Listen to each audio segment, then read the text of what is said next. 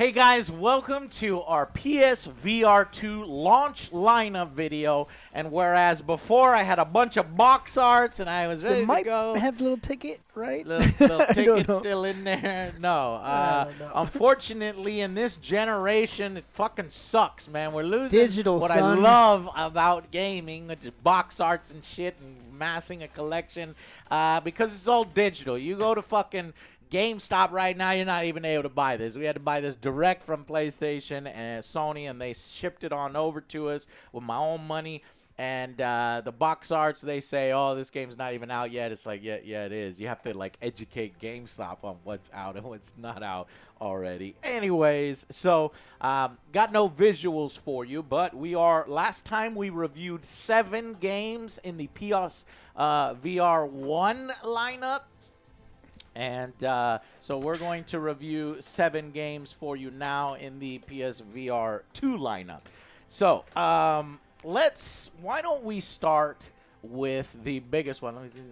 Why don't we start with the biggest game? This is the one that's right on the box. The system seller, what they've been hyping up. Joe, take this one. Oh, boy.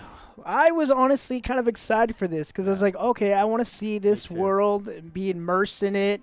And from the trailers we saw, this is how they're showing off the next trailer. I was like, this looks pretty fucking cool. I want to be like stealthy, kind of like go like exploring and just have fun with this place. But it came to a screeching halt. Yeah. Of course, we should have known. It's Call of the Mountain. Oh, yes, it's called Call of the Mountain. Climb of the Mountain. It's Climb of the Mountain is what it is. In our opinion, it is, the Climb game that released fucking, 8 years ago, Literally, 6 years ago. It is. It is a reskin version of the Climb. So it's the Climb Horizon. Yeah, 90% of the time you're climbing, you get bored of fucking climbing. I didn't know, though, Call of the Mountain, it sounds like Forbidden West. I didn't know that the entire time you're staring at a mountain super close up to your face and you're climbing. It is like 80 to 90% climbing and 10 to 20% combat. Yeah, even the combat was kind of simple. You just like shooting arrows, move side to side. Yeah.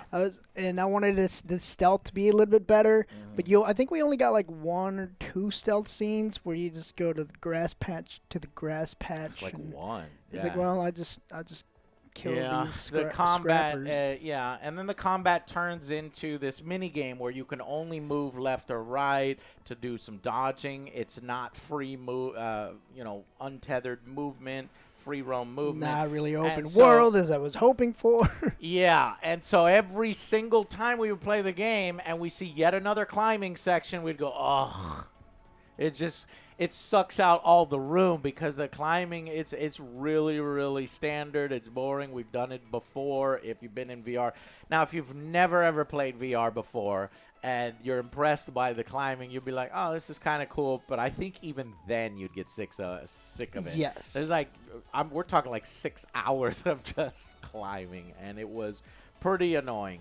But the graphics, though, looked amazing. Yes. As soon as you did get to the top, you look around in base camp, you take in the sights. Visually, I loved it. I was like, please let me just walk around. I'm tired of fucking climbing. Let me do something else besides climbing. No. Right. You climb, and then they give you another little section where you got to get your pickaxe. You climb with that, then switch over to your hands. You get to the top, and then you get the grappling hook. You swing across. You climb some more. You climb some more. Then after you get to the top, what do you do? Climb. You climb some more. Somehow, even though you're at the top, you do some climbing. Basically, the pros of the game, amazing visuals, good visuals, but not the best. In fact, Alex looks better. Half-Life Alex looks better, so you're not even getting the best visuals. But the cons, like I said, 80% climbing, can't shoot birds. There's a lame fights, frustrating switching between the climbing tools. Yes. Like, it's literally designed where you're using a climbing tool, and then you're supposed to just drop your fucking pickaxes. But that feels unnatural. Obviously, if you're immersed, you don't want to lose the one thing that's keeping you alive, right? but they switch back and forth, and they think this is an amazing gaming mechanic where you go from hand climbing to axe climbing, and it's like this is stupid. Stop. It's a variation, but I don't appreciate it. Yeah. You do rotate your sticks to move your body, but for some reason you always feel way too close to what you're climbing. Yeah, at times like I was literally hitting my headset. Yeah. Because I was trying to climb. That's And even I another extended thing my with hands out. these I extended my hands out. controllers, 'cause they're It big. didn't make a difference. Yeah, you'll hit yourself. You'll find yourself hitting yourself. And like I said, it's just, yeah.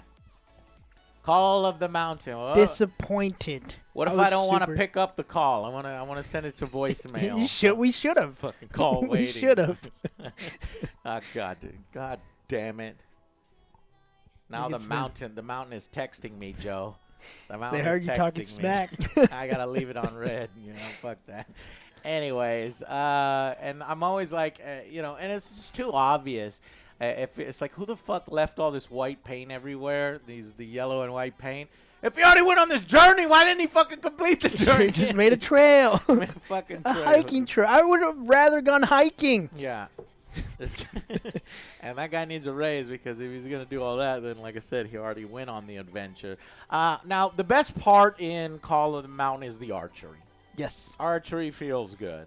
There's even some targets you can shoot. You find little targets that you can fire. And actually, the eye tracking helps your arrow. So keep looking at your target, because it'll do a little aimbot with the eye tracking, which I thought was cool. And but yeah, I'd say, while in my opinion the greatest sin is the overabundance and repetitive nature of the climbing, there's another major sin, and that is there's not a single interesting character. No. in I was the about to say, whole no. thing. I don't remember any of the characters. The story was awful. The characters were awful and annoying, and the story. It's just, Call of the Mountain is a colossal disappointment, and yeah, I just didn't like it. And so it really kind of soured a lot of my experience with the new headset. So didn't expect that. Did not expect that. Other annoying things, no run button, constant slow walking in sections, and, everything else that we mentioned. All right, Joe, what the hell would you give Call of the Mountain, the system seller, the one that... Then that trailer is so deceptive, too, It right? is, because you if get it's that in going to the be that first, much climbing, 2 minutes. Call of the Mountain, you show how many fucking climbing sections there are, but they don't do that. They show maybe one climbing section, and the rest is like this exploration and fighting and stuff. The canoe. Bullshit. Yeah, I was super disappointed with this one because, like I said, I was looking forward to it, being immersed with myself. But Don't forget, it's $50 or $60. $60. Yeah, $60. that's what I was gonna say. For a full price game, Absolutely not. it is not worth it. It was a lot of climbing, super boring. You didn't really care about the characters. The battles were okay whenever they happened, but it was kind of far and few in between. Yeah. Just Awful. super disappointed. Yeah. Yeah, this is not for me. It's a 4. Yeah, below average. Yeah. And you say, oh, that's crazy. This game is beautiful. It's above average system seller. It is. It's the price, everything that factors in there. Bad story, kind of repetitive gameplay, not kind of, actual repetitive gameplay. It is. Uninteresting characters. And the price proposition, no, 4 out of 10. Yeah, it's not worth the view. So next is, we will tell you the good games. And the good games, we're going to start with Gran Turismo 7. Gran Turismo 7, free. Free update if you already own it. Even if it was $60 and this was the first time you were buying, if you pair it with that wheel over there, that's why I brought the wheel, Joe. Could you use the wheel? It is extremely, extremely immersive. This is a full-fledged racing game, and that's one of the reasons why you buy the headset. You will lose yourself for hours just racing. And while Gran Turismo 7's microtransactions bullshit was a kind of a disappointment, they have shirted up by now a little bit, but it is a full-type game. We always complain about tech demos and mini games and stuff. This is the full game. On the PSVR 1 lineup at the time, it was Drive Club. And Gran Turismo 7 is way better. It's not pared down. Drive Club had 50 cars. How many cars are in Gran Turismo? Over 400. Over 400 cars, all painstakingly recreated. There's this cool exclusive VR showcase mode where you walk around and look at the cars up close. You got the fucking interiors. You got the sound. It is great. Now, the graphics are not going to be quite as good as when you're just on your fucking... Even though the headset is HDR 4K, it doesn't feel like that, right? It is definitely pared down. In your rear view, you're seeing crappier pixels and graphics in the cars behind you and stuff in your, peripheral vision. But for the most part, where you're at, it feels really good. The only other criticism I have is when I'm getting really into it and I'm like, trying to knock people and stuff, is it's has way too much of a sweet spot. You get slightly out of it, and all of a sudden, all the car turns into mesh. You remember that mesh wire? I hated that. So they need to widen that sweet spot. But this is a system seller game. Gran Turismo 7 can sell a headset, and that is a free update for people that already own that game. Otherwise, $60. I'm going to give Gran Turismo 7 VR, since it's a full-fledged thing, 9 out of 10. Excellent game. I can see that. Next game. So, talking about all the best up front, Joe, why don't you take the other really good game on PSVR 2, which is... Resident Evil. That's right. Resident Evil. You snoozing today, Joe. Resident Evil 8. I was trying to think of the other one. I was like, yeah. I was like, is he trying to trick me? No, this one is a good one. Like, for me, like we said, racing and horror.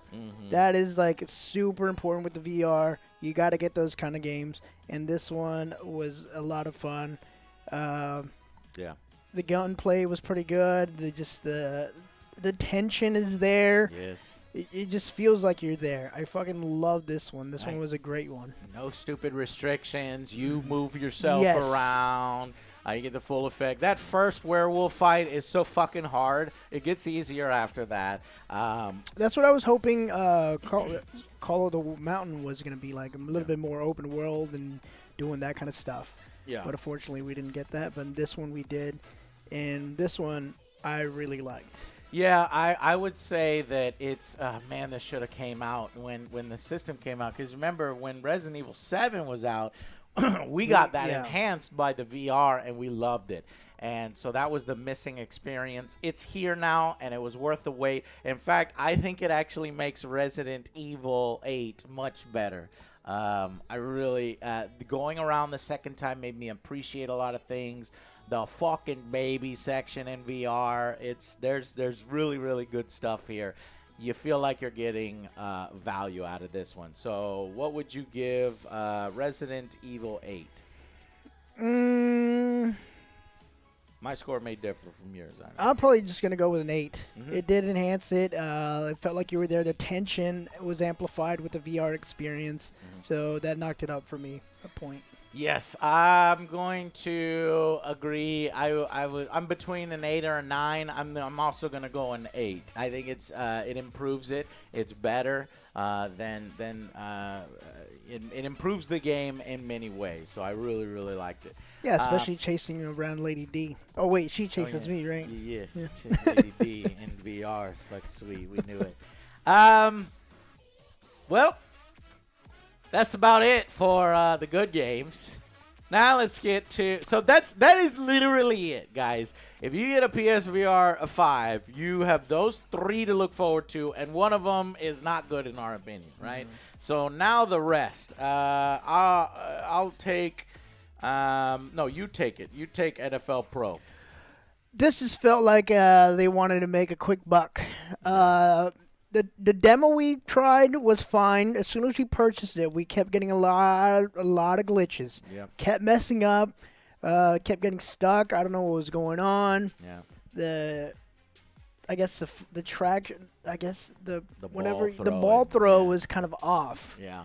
And the game modes weren't there for the price, I guess. It's very limited in game modes, very limited what you can do. It is, it's loud, it's obnoxious. Lamar isn't the best, tutorial guide for the game. Like, I don't know what to do, Lamar. Hut, you're over there like touching the guy's butt. It's like, hike the ball. I will say it is a curious oddity, right? Because it's an NFL licensed game that's not Madden, and that is a rarity these days. It's not fucking Madden. It's not fucking EA. I don't know how they got the license because, they're not supposed. Yeah, the license is exclusive for simulation football, and it's somewhat simulation. I guess they're getting away with it by calling it VR. Yeah. VR simulation football. But it is honestly. It's low effort compared to, the major titles out there. All the player models look exactly the same. It's hilarious. So there's really no effort there. And so it's kind of cheap feeling. Now, I will give it this. There are times, and I think that's just because of the effect of VR. And at my heart, I do like VR. Where you're at the stadium and you're on the sideline, so you kind of feel like you're at the game, and it's like, and then you're looking at your clipboard, and you're like, can I go? You're looking at the defense plays, but it's just a summary. It would be so cool if you could have like that pad, and you're like going and picking the plays that you would like to do. If this game had like 2 or 3 sequels, that second or third game, and they were being serious about it and put budget behind it. This thing would be fucking amazing. We'd be talking 9-10 territory for football lovers, right? But the problem is, let's get it out right now. Let's make a quick buck, and let's kind of go low effort on it. And so while, I like the fact that there's an alternative to Madden, it's just, no, it doesn't work. I will say there are way more options for your face than Madden. So that $1 billion franchise, this cheaper game, you have like 47 faces. In fact, you can even be a female quarterback if you want. On the Dallas Cowboys, you got options. I went female quarterback, which is crazy. But yeah, so NFL Pro, what would you end up giving it? Now, granted, at least they're not as greedy as EA are, because there's not the goddamn mutt mode. And so I will give it a little credit and for that. It's only $30. They don't try to fucking push the Call of Mountain $60 price tag on you. Oh, they better so not. It's half off $30. Half off. It's still. Don't think it's a $30 game. I think it's maybe 15. 20 at most, but even then you'd have to be a big NFL fan. I mean, they had first-person mode in NFL 2K5. I was going to say, it has a little bit better graphics, maybe. No, it doesn't. Like 15 years ago. But what would you give it? It's below average for me. There's too many. It didn't work like it was supposed to. You paid $30. I expect the game to work. It's like, all right, you have to press break. Didn't break. You're trying to say hot. It wouldn't work. Your throws. It makes you feel like these are off when this is not the problem. Now, granted, Joe had some problems with it later on. When I had private time with it, I was able to get into a sweet spot and then learn its intricacies. But you have to kind of fight the game, and I didn't expect to have to fight the game as much as I had to. Yeah, I'm probably just gonna say this is just an average game, so I'm just gonna go with a 5. Oh, okay. I'm surprised you gave it a 5 because I gave it a 4. I think it's below average.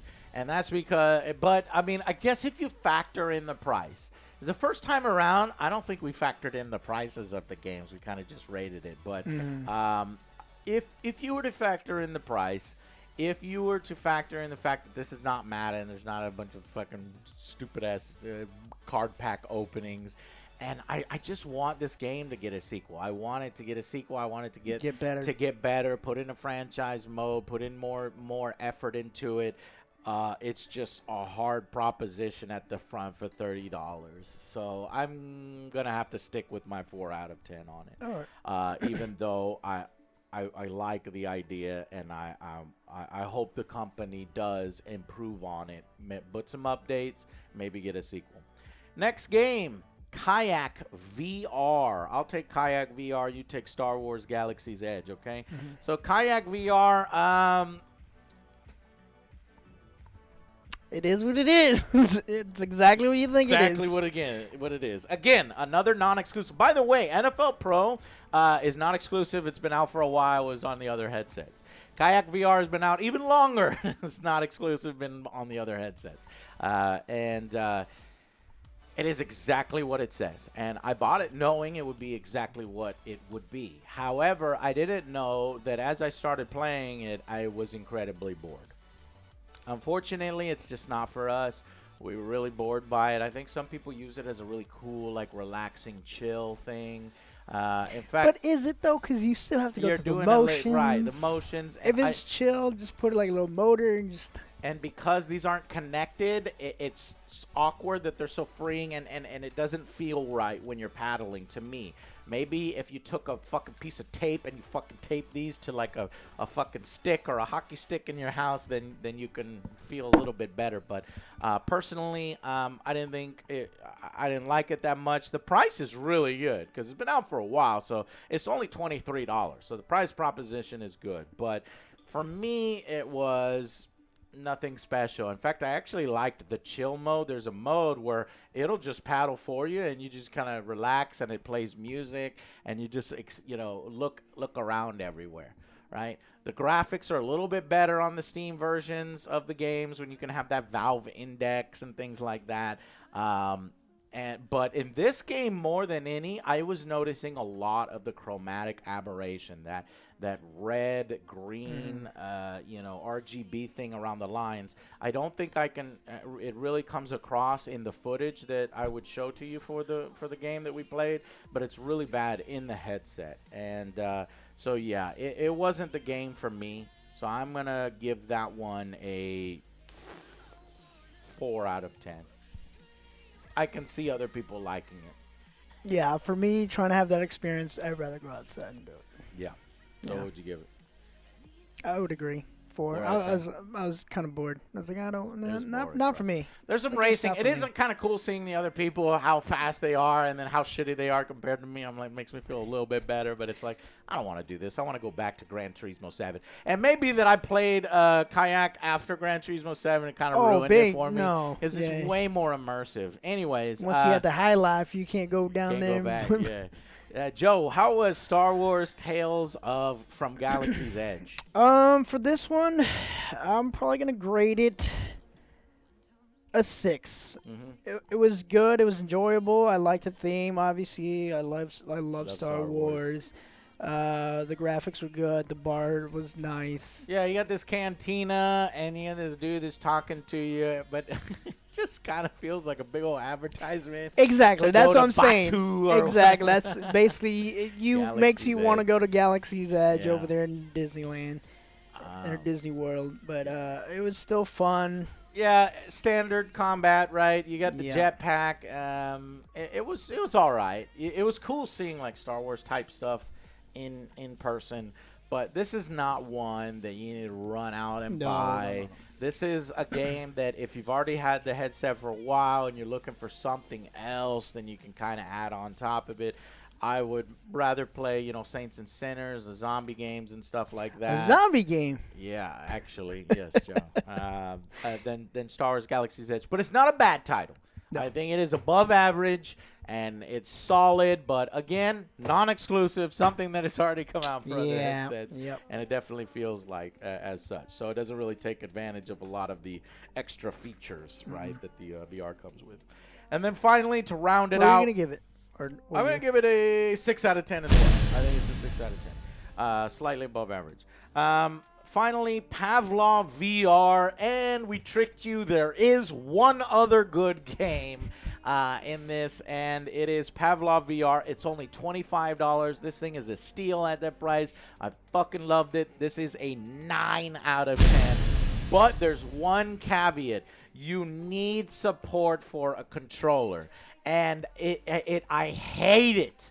The gun stability is so bad. You're constantly slammed because this is so far out there and these are so big and bulky. You're constantly hitting the head. Peek around the corners. And it's really cool with the adaptive triggers. So there's pros and cons. There's a little clicking and rumbling when you know that you've reloaded. The shooting range is so cool. There's such a variety of weapons, and actually like having to cock the guns and everything is amazing. There's multiplayer, but unless your setup is perfect, you're gonna get your ass kicked online. And it's hard as fuck, by the way. With without that stability, I just getting killed over and over and over. Now, Sony does not provide. You can't use that gun that was in the other one. VR1 because of those move controllers is what it used. But there are Etsy sellers where you can actually put some attachments onto this, and it's like a stick, and it feels that would be the 9 out of 10 experience, right? With that. So you have to go on Etsy. You have to get a third-party thing. You're looking at an additional $80, maybe more than that, depending on that, just for, one game, maybe a few others with the gun. So it's like an investment. But it does. Pavlov is a great game, and I highly recommend it in VR. Many of you are already playing it because it is one of the best ones in VR, and it's here on PSVR 2. That's why I put it at the end, because I'm not going to give it a whole lot of credit just for porting it over here. Now, if PlayStation VR 2 had their own Pavlov or just a brand new one that was debuting on the headset, then yeah. And that's not the case. The biggest one that is Saints and Sinners 2. Saints and Sinners 1, that zombie one, was really good in VR, and Saints and Sinners 2, I have confidence that would also be good, but it's not out yet. We're several months away from that. So, that's it. So, after going through all that, you compare it to the previous games in launch lineup 1. Drive Club, Gran Turismo is better. PlayStation Worlds, 3 out of 10, because they were basically charging a ridiculous amount of money for 5 or 6 tech demos. Even though the Ocean Desert and the London Heist one was cool. There was Battlezone, the tank one, too overpriced. $60 was too much for that, even though it was solid. Until Dawn, that's when we were talking about the horror. But again, we might have overrated that one in an 8 of 10 because it was, our third or fourth experience with horror. Mm-hmm. We tried. There is a new on rails, Until Dawn thing in this VR headset, and it's like we were like, nah, let's skip that. It's a little different. Well, because we already experienced it. But maybe we should try to play it. But Riggs was my favorite on the previous headset. So so really it's just Gran Turismo 7, Resident Evil 8, Pavlov, but that kind of so it's available, right? So and then once you're done with those, guess what this becomes? A little bit of a paperweight until the next thing. Yeah. So I would wait to see whether Sony plans and intends to support that with plenty of titles coming, and if third-party publishers are bringing out some of the games that you're personally interested in. Look at that list of 50 games, and I guarantee you're only going to be able to pick out 10 like we did. But yeah, so when I looked at the launch lineups next to each other, I was like, this launch lineup is better. But frankly, with those heavy hitters, Gran Turismo 7, Resident Evil, and Pavlov, I do think that this launch lineup is a little better. But again, there's less variety. Once you get past those, there's less variety. They're all non-exclusive, and it's not going to really last you very long. So, yeah. That's our opinion on VR Gen 2 launch. At launch. And overall, I probably should have put this in the hardware set, but it's like I feel like as far as VR really breaking out and really being worth buying for somebody that's like, I'm not going to buy it right now, I think you wait for Gen 3. I really do. Because I love Gen 3 of VR. I don't think PlayStation will be around in Gen 3. I could be wrong. They could have a Gen 3 VR, PlayStation VR 3. I think they want to compete. That would be on the PlayStation 6, right? I guess we'll see in 6 years to see. In 6 years from now, when me and Joe are all old and got white hairs and everything, are we going to be busting out the PlayStation VR 3? I don't know. But if we are, we will see you guys then. Thank you so much for watching. If you like these reviews, consider subscribing to our channel. Contribute to us on Patreon so we can do a lot of these extra videos. It helps us keep us going by forming the backbone of the mobile infantry in the Angry Army, guys. That's it. Yep. All right, guys. We'll see you on the next Angry Joe Show. Bye, Bye, guys. guys.